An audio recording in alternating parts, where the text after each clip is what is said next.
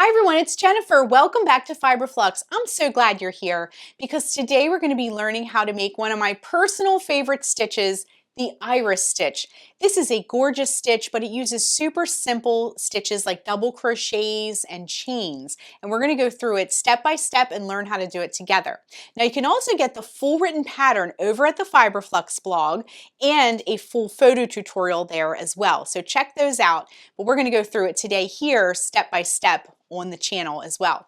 Now before we get started, be sure and hit that subscribe button to get all the latest Fiberflux video updates. I share full pattern tutorials, stitch tutorials just like this one, techniques, tips, vlogs, roundups, and so much more. We have so much fun here. So if you haven't joined us yet, be sure and hit the subscribe button to get all the latest Fiberflux video updates. So let's jump in now and learn how to crochet this gorgeous iris stitch. So let's take a closer look at this beautiful stitch. We have some fans we're going to be creating with some double crochets and chains, and they sort of stack on top of one another. This is really easy. It looks beautiful in all different kinds of yarns. I've used this stitch quite a bit, and we're going to go through it step by step. It's just 2 rows to learn and then a 1 row repeat. Super easy. For our iris stitch tutorial, I'm just going to be using some bulky weight yarn and a 6.5mm K crochet hook. For the yarn you're using, check for the recommended hook size on the yarn label and just start there.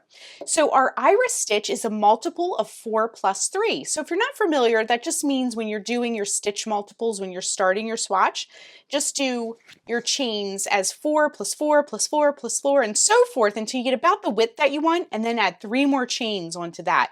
And that will give you about the width that you need for your swatch. We're going to do a chain 15 for ours. But you can change yours to any number you want it to be. So what we're going to do to begin is put a slip knot on our hook. Wrap the yarn around your fingers to make a loop. Bring the yarn behind the loop. Reach in with your hook, bring up a loop, and tighten. Then, like I mentioned before, we're going to do a chain 15. That falls within that 4 plus 3 multiple. So what we're going to do is, to make a chain, wrap the yarn around the hook and bring it through the loop. So that's 1, 2, 3, 4, 5, 6, 7, 8, 9, 10, 11, 12, 13, 14, and 15. So this will just give you kind of a rough idea of the width, okay? Again, you can change it up as much as you need to. So we're going to learn 2 rows for this. Row 1, and then we'll learn row 2, and then row 2 is the row that you repeat. So super, super easy. This is a very beautiful and very kind of satisfying stitch to do. So for row 1, what we're going to do is we're going to have a series of fans, if you will. So we're going to work our first fan into the 5th chain from the hook. So this loop here on our hook does not count.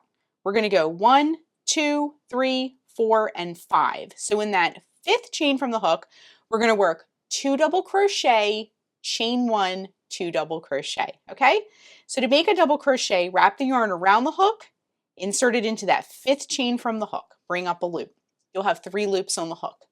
Wrap yarn around hook, bring it through the first 2 loops, wrap yarn around hook, bring it through the last 2 loops. Then you're going to work another double crochet into that same chain, then a chain 1, and then 2 more double crochets, all in that same chain. Just like that, okay? This is our first little fan for our iris stitch. Then we're going to skip the next 3 chains, and in the chain after that, we're going to work another fan. So do the same thing. 2 double crochet, 1 and 2, then a chain 1, and then 2 double crochet, 1 and 2. And you can see already, it looks very pretty. All right, so let me just get a little bit more yarn. My yarn ball is kind of rolling around. So then we're going to do the same thing we did before. Skip the next 3 chains, and in the chain after that, work your next fan. 2 double crochet, 1 and 2, chain 1, and then 2 double crochet, all in that same chain, just like that. Now, you'll have 2 chains left at the end of your row. You may have more if you did a different, starting chain number, but you're going to go all the way down across here, repeating until you have just 2 chains left. So in this very last chain, you're going to skip the next chain, and in the very last chain, just work 1 double crochet to finish the row. And then the row 1 that we just created looks like this.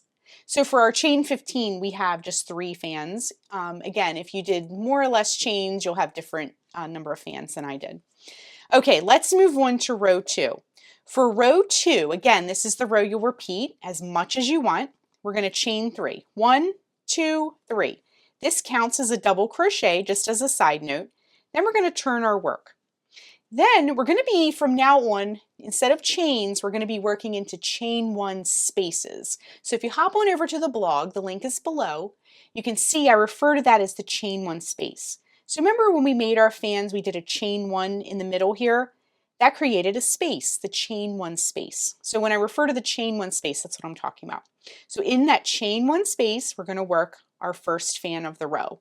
So 2 double crochet, 1 and 2, then chain 1, and then 2 double crochet, all in that same chain 1, all in that same chain 1 space. And now you can see, as we're creating our fans, you can see they're kind of stacking on top of one another. Very, very beautiful, but also super easy. All right, go into the next chain 1 space, and we're going to do the same thing. 2 double crochet, chain 1, and 2 double crochet. Hop over to the next fan, and in that chain 1 space, once again, work 2 double crochet, 1 and 2, then work a chain 1, and then work 2 double crochet, all in that same space. You can see how our fans are stacking. They look very beautiful.